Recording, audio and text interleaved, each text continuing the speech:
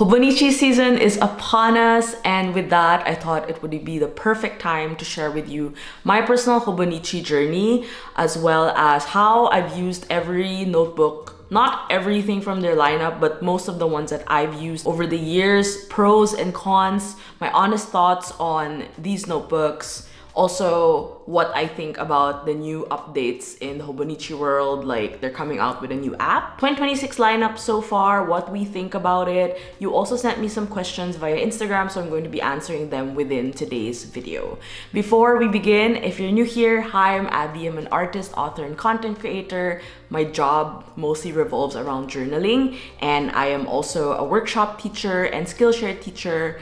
And my classes revolved around documenting your life and travels. So it's safe to say I've been using Hobonichi diligently for personal reasons and also for work, just for research as well. So I'm happy to share my insights and tips with you in today's video. Before we continue, I wanna give a little disclaimer. These are all my opinions about it and my personal experience using Hobonichi, so I might not have the same opinions as everyone else, so just we gotta set that thing straight right now.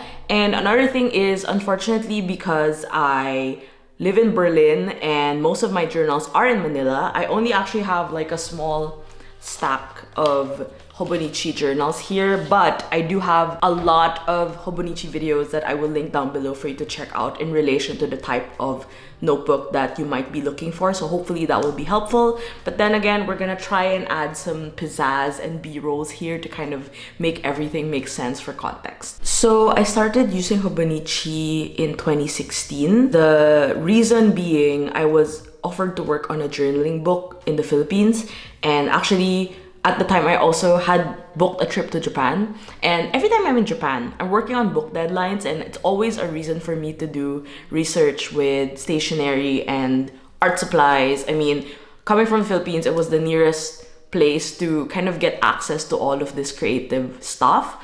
So I bought my first Hobonichi at Loft in Shibuya. It was the spring edition in April, or I think we bought it in March. No, it was April. And I got the Techo spring edition. That was my first intro to Hobonichi. But I will admit that I think I stopped using it for a bit after that Techo. I realized the Techo was kind of draining. In the end, I didn't finish it. I mean, if I look back on it, it's like really chunky, really great, but also at the time I was like struggling to work on it because I didn't have this practice of doing daily journaling, so I was a bit overwhelmed. But I did use that as material for developing my own journals because I'm a biz girly. I like to develop my own products. So I use that as a reference point to develop the ABC Daily Journal, which maybe some of you know and have. But I didn't get back to Hobonichi until maybe, I think that was 2018. I got a Hobonichi Weeks. So at this time I was kind of jumping around the different types of notebooks that Hobonichi has just to figure out which one really works for me. And I think the thick of it where I really enjoyed using it was sometime in the pandemic, like 2020, 2021, because I had a lot of time to journal, and also it gave me a lot of ideas on how to become more aware and intentional with how I document. I think every year that comes, I'm always like, I'm not gonna get Hobonichi anymore. I don't need that. I don't need that. And then they come up with this lineup, and usually the reason I'm lured back into it is because of either the design or the color of the new covers they have, or if they have a new system that they're coming out with. I want to say the layout of Hobonichi is very simple, very straightforward. That's why I like it. After all, they call it a life book, so it really is something that you can really make your own and develop your own system with. And with that, I think it has been kind of a mainstay in my rotation of journals and planners, and I've still been using it this year, and I've really still been loving it. Okay, let's start with the Hobonichi Weeks. The Hobonichi Weeks is very much a famous product in the Hobonichi lineup, very famous format because of its slim size, and it's very portable. The paper is more cream than the other notebooks that they have. And as you can see, the layout is very straightforward. We have a weekly set up on the left hand side, and then a plain grid page on the right hand side. And there are bonus pages as well monthly, extra pages at the back. There's also a mega version. By the way, this is the Moomin cover from 2024. It's actually not part of the regular lineup, so we had to find this elsewhere, and it was kind of hard to get, and it was more expensive. So I'm sad I didn't get to use this as much. In the past, I've used Hobonichi Weeks in so many ways. So I started in 2018, so it was kind of like a memory keeping device. I also liked the idea before of planning and journaling in the same notebook. And then I also really experimented on different stationery, especially in 2018. I don't know why. I think that was in my like bando phase, where I was really like getting into color, keeping all the ephemera, and the main thing being this one is not big enough to store ephemera. So the stationery really takes up a lot of space. I would say though, there are a lot of pros to this size and this format. The first one being, if you're the type who likes to just jot down appointments and you need something in your bag, this is a great accompaniment because as you can see, the size, I'm gonna put my hand for scale. Another thing is, for a while, I used the Hobonichi Weeks as sort of like a project planner slash personal planner, where I would write a lot of the appointments on the left-hand side, and then the right-hand side would just be like things I need to get done on the regular, like errands. Especially when I moved to Berlin, that became like an all-in-one, on-the-go, everyday carry before I used my plotter. Another thing that is great for Hobonichi Weeks is if you're a hardcore tracker, especially if you track a lot of your habits, you want to see how things progress over time, I think this is a great system to use. Again, it's a very customizable layout, and this size, I think it's a great combo for that reason. I think the main con of this is if you have a lot of things to do like me, it's just too small. I think I've reached a point where I realize like I get so tempted with the designs, and also Hobonichi covers for the weeks are really nice. I love the deep green colors. This year they had this kind of color that's like my top. It's like chartreusey. I was like, it's so nice, but I couldn't really justify personally how I would use it. I have done a video though in the past on how I've used my Hobonichi Weeks, so make sure to check that out. Next up is my favorite and something that I've been currently using still. This is the Hobonichi Techo. This is an A6 size daily notebook, which means it's a 1-day, 1-page notebook, and it has a monthly view. It also has some extra pages at the back. I use it as a daily journal. This is my hand for scale, and let's put together the weeks and the Techo so you could see. So I got my first Techo in 2016, as I mentioned earlier, but that one was filled to the brim where it became this chunk, and I think that was very unpleasant to write in towards the end of the year. After 2016, I stopped using the Techo. I just didn't know what to do with it. And then I switched to the cousin Avec. Avec is the one that has January to June and July to December. And then afterwards, I don't know why, I was in Japan in 2023. And at that time I was like, maybe I should get a Techo, but I haven't really decided. And then once I was in Japan, I was in Loft. I was like, you know what? I'll get it.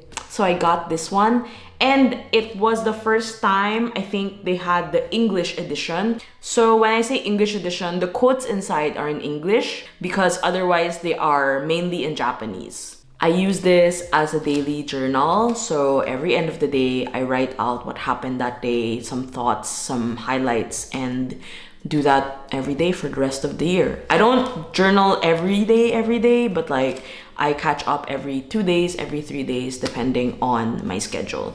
Did I mention I have a Skillshare class? So I have a Skillshare class called Everyday Journaling, 5 Creative Ways to Document Your Life, and I mostly talk about journaling in this particular size, which is A6, so make sure to check that out. I also have a free trial if you want to take my class for free. I've been using it diligently from last year. This is 2024, and this is the camp cover. This cover came out in 2021. A lot of people asked me where they could get it. I think you can't find it anymore. It was really hard to get.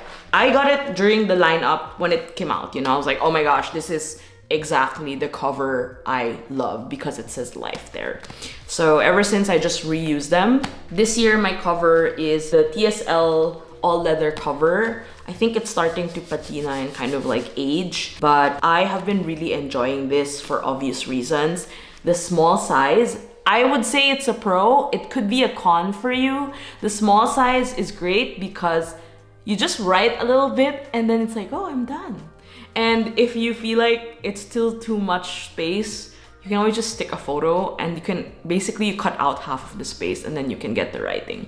So I think it's great for someone who needs to have like a snapshot of their day, which is something I like because I think recording every day is like a good way for me to jog my memory as well. I noticed that after 3 days, if I don't update it, I don't remember so much anymore. So I try to really hone the habit of journaling as much as I can, as frequently as I can with this. The con can also be not enough space. So this is something you can consider because A6 is not so big. Like, do you see? It's like my face is even bigger than this. But another con would be if you like to keep a lot of ephemera and stack it up on your journals, this could bulk up really quickly. So in that case, I would recommend getting the Techo Avec. Anyway, the one that has this division so that you have more space. And then a lot of people also like transferring, like, oh, once the January to June is up, I have a new notebook. For me, my hot take is I don't like the cover colors of the Avec. It's like a neon green and a sky blue. I just like this beige, creamy situation here. So I'd rather stick to my Techo. Next up, let's talk about the Day Free.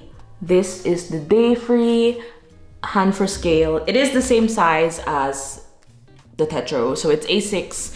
The only difference of this is it's not daily pages, it's a monthly calendar for the whole year. So if you're gonna get a Day Free for that year, you have to get that year. Like, you can't get like an older one because if you need the months and the actual dates, it's really important to have the current one. And then you have blank pages, but the blank pages aren't a lot, 171. You also have the typical Techo components. So I love these. I actually didn't mention it, but they have this favorites section where you can write your favorite movies from the year, music, or things like that. I have used this over the years in several different ways. So I mentioned that I stopped doing the Techo for a bit, but I got a Techo Day Free in 2021. So I was like, okay, I'm gonna journal for like, I'll see how long I'll last in one Day Free. And I actually finished in 1 quarter, so it's January to March. So as I kept doing that, I realized, okay, then I think I could definitely journal more consistently. After using it as a journal, I figured it wasn't sustainable because then I wouldn't be able to use the remaining of the months, you know? So I went back to using the Day Free in 2024, last year, because in 2023, while I was at Yoseca, we're talking about planner systems at some point. So Neil mentioned that he was using the A5 Day Free as a project planner. So that has been kind of brewing in my mind since he said that. So last year, 2024, I decided to get the Day Free A6 to be a project planner, which is this one. I really hate the cover color. Sorry. I think you know by now, or may not know, I really don't like blue. It's growing on me, but in general, I really like warm colored stuff. Like if I was season, I'd be autumn. Okay, let's get that one thing out of the way. But it did become my project planner. So using this as like a project planner was really nice because it was very handy because of the size and because I also have the page number. So one thing I really like about this Day Free was I think I used it a lot, like a lot. Because it was small, when I was traveling and I needed to design on the go, I was able to draw.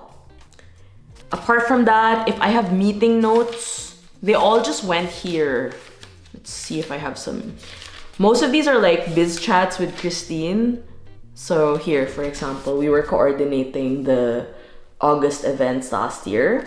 So I would say the pro of this is it's great for if you want to ease into daily journaling but don't want to just be committed thoroughly to having the pages dated because the grid format is just easy to kind of work with. Or if you want to use it as a planner and you want to try your hand at organizing your days better and you just need a monthly view, I think this is a great solution to that. I think the main con is I really don't like the cover color, but then it's an Abbey problem, it's not a Hobonichi problem. My other con is if you find like the page count is not too much, I don't think it's enough. But also I thought I would finish this last year and I actually didn't finish it. So that's something I'm also like, I'm so clueless about. And it also made me consider, since I use it as a project planner, I thought about, hey Abby, do you actually need like every year to have a project planner like bound by that year? I could just have a project planner that is like unlimited, like a plain notebook where I can just jot down everything. I don't really need the months here because a lot of my deadlines are on Google Calendar anyway and on Notion. So I think it's also this kind of play between the analog and digital and seeing what works for your system. Next, we have the infamous Hobonichi cousin. This is the A5 journal / notebook / planner that they have in their lineup. And I would say, I think this is the most expensive one that they have for obvious reasons. You really get a lot for this book. There's so many components to it. You have a monthly view, yearly view, weekly view, and one day, one page view. That's a lot for A5. And it's really massive. Like the space is like insane. For some reason, when I open this up, I always get overwhelmed at how much space it has compared to the Techo. This is the Techo original size, the A6. I think it's also because the layouts also tend to take a little bit more space. When I say layouts, it's more like this part, you know, the date and the quote here at the bottom. I don't know, it feels like it frames it more. So I think it makes you have this illusion of like, oh, I don't really have that much space. But I think it's adequate space, personally, for me. Anyway, I've used this a lot in the pandemic. So in 2020, I got a cousin Avec. So I got the 2 notebook system, and I even got a cover on cover because that was really my first time buying an A5, I think, from them. Yeah. That one was used as a catch-all journal / planner, but mostly more of a journal. I kept a lot of ephemera during the pandemic. In hindsight, I think that Avec system became a pathway for me to develop the diarist journal. So I realized that because the space was so much, I couldn't just update it every day, and I really realized that it wasn't for me at that point. So I gave up on that, but I finished the whole Avec system for 2020. For 2021, I used it as a planner. I had this series, Productively Creative, and I used it diligently as a planner. I think also at the time, my work was very structured. I worked on the shop, I worked on Patreon, I worked on my YouTube videos, and then that was kind of the usual rotation every week. So having the cousin really helped me nurture that even further. And then I stopped using it in 2022 when I moved, because I used a Dji Techo, which also failed, by the way. And then in 2023, I managed to get it again out of curiosity if I could really use it to plan my projects, which I didn't manage to. Still here. I was actually planning to toss this, but I'm glad I didn't, because I think it still is good reference material in case I need to look at sizes and also just see the qualities, and I don't have to buy a new cousin in the future. The pros, this is an all-in-one book. If you're the type of person who likes to have everything in one book, I can understand why you would like this particular one. I also noticed upon watching videos on Hobonichi and how other people use it, it is useful for someone who has a set list of things that need to be done, as well as like journaling with prompts. I think Helen has a good example of that when she does her journaling videos, Helen of Coffee Monsters Co. I also want to say that if you're a bullet journal girly, I think this is a great system to kind of migrate to. This one and Hobonichi Weeks. By the way, Hobonichi Weeks size for scale, it's like kind of half, no, not really, but you can see how slim it is. So I think it is great if you're an all-in-one book kind of person and you like having the idea of the monthly there, weekly, and daily. My main comment about this that I really didn't like was that the monthly was in one, is a start It's at the first part of the book. The weekly is in another part, and then the daily is in another part.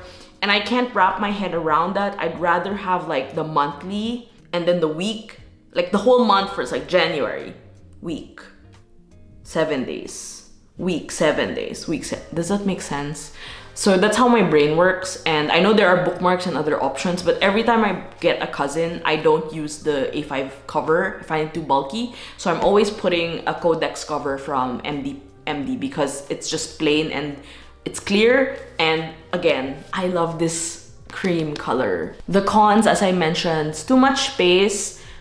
I think I am not disciplined enough to update it. If I don't fill it up, there is a sense of guilt for backlog. So I think it's toxic for me, personally. I will share a couple pages that I tried doing, but I don't think it was sustainable, I would say. I stopped in the middle of like February while working on this. It's a lot of empty pages, as you can see. Here's an example. But it's not necessarily daily. Like, these are plans for the month. So in a way, it didn't become useful because then I just don't need the dates, for example. Then I should have just stamped my own dates, if that makes sense. But again, this is only my opinion on the cousin, but I personally don't find it useful for my own journaling system, so I will never use it again. Last but definitely not the least, we have these two cuties. This is called the plain notebook. This is the A6 size plain notebook. This is the A5 size plain notebook. And the whole idea of a plain notebook is it's similar to the Techo, except it's just empty. It's just grids. I do know the grids are separated like into groups of 4 with different colors, so that's something to consider. However, that's pretty much it. It's a plain notebook. I would say this is great also if you want to put your covers on, and it also fits the same sizes. They come out with the regular ones like this. This is like the mainstay in their lineup. This is the orange one. I really like the color.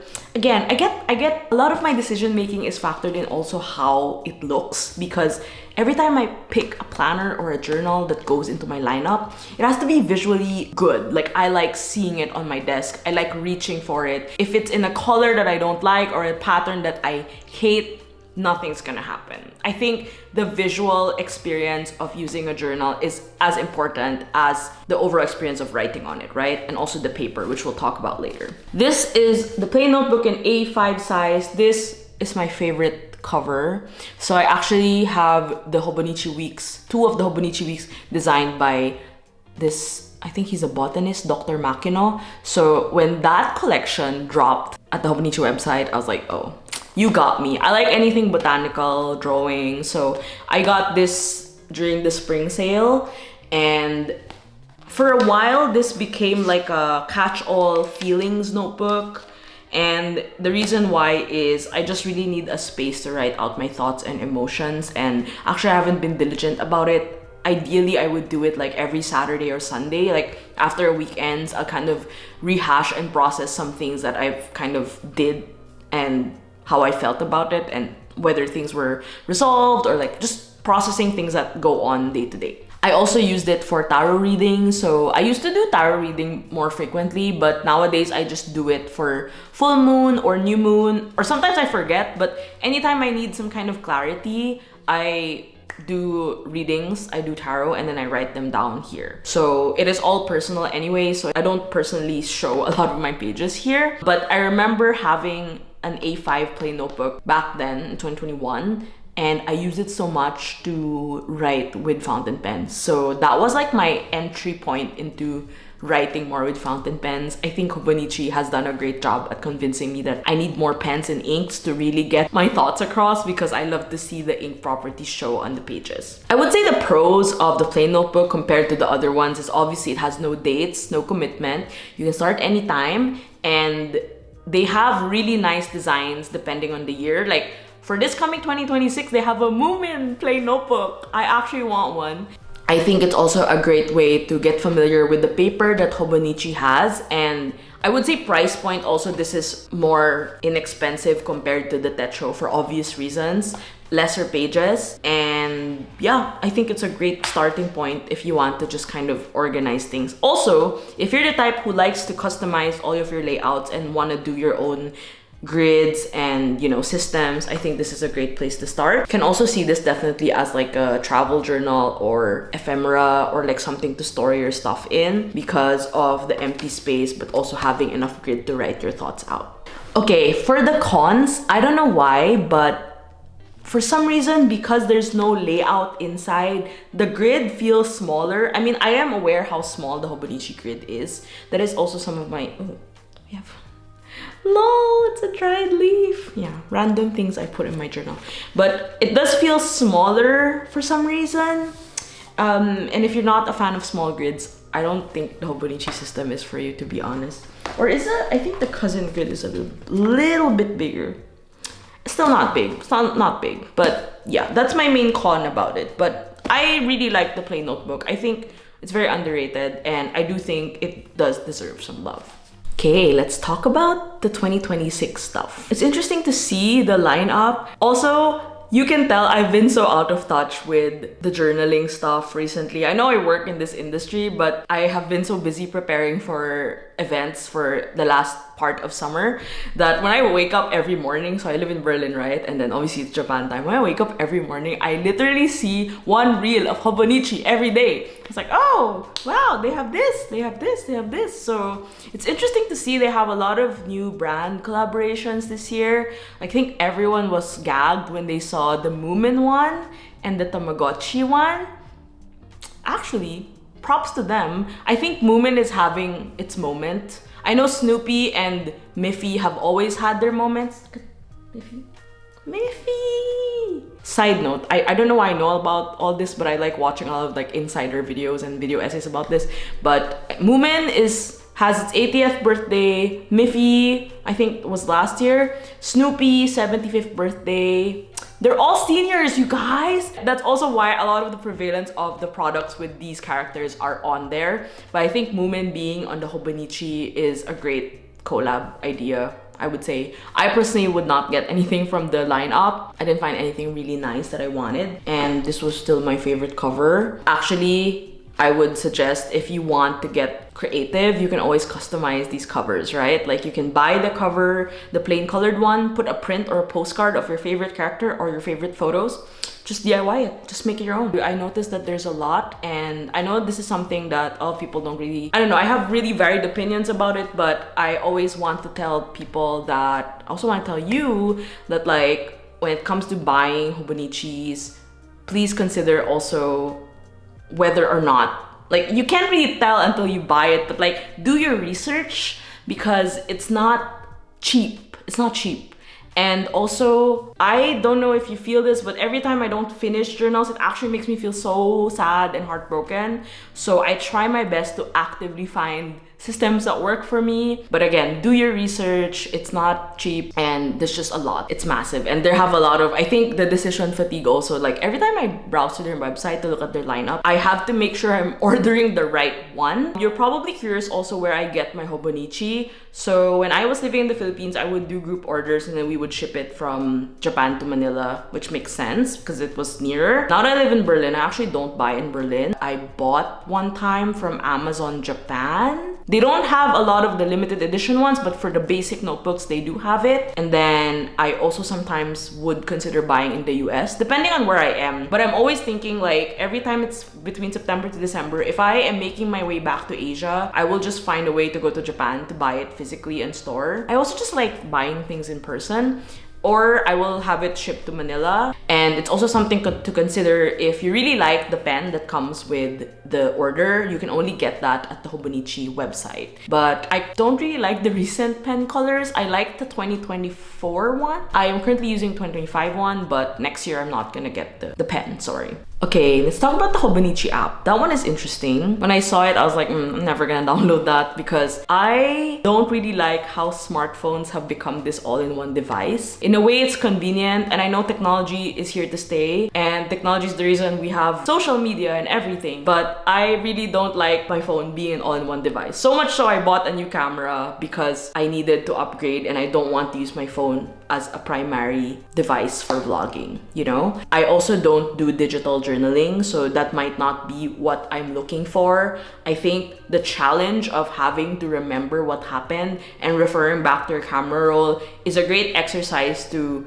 figure out how you capture the day. And I think it defeats the purpose of having a digital app for that. But I also understand that it could be useful for someone who is really, really busy, doesn't have time to take out their journal, or just wants to be more on the go and has to like jot notes, take pictures, and have it all in one app. That's just my opinion. I don't think it's necessary, but you do you, Hobonichi. The paper quality, I've gotten so many questions about this, if I was affected. This year, I don't really feel any difference with the paper. So someone had also said I might have lucked out on the paper batch. I don't know, but I'm going to link Yoseka Stationery's video down below where Ashley explains the difference of the 2025 and 2026 paper. It looks promising. So I think if you're still using fountain pens and you're worried about feathering, I think it's maybe good news for you. I might have been way too yappy now because there's just so many things I want to talk to you about in terms of Hobonichi, but I think my main takeaway that I want you to take away from this video is to choose wisely. And also, I would say I've gone through using Hobonichi in so many different formats. That's also how I got to this point, but I'm happy to be able to tell you how I've used it so that you could form your own opinion, give yourself some guidance on what to buy and what not to buy. Another tip is to sleep on it, especially with the covers. It's easy to get lured and get, you know, influenced online when you look at it. I also suggest if you live near a shop that has like a Hobonichi preview or you have actual photos,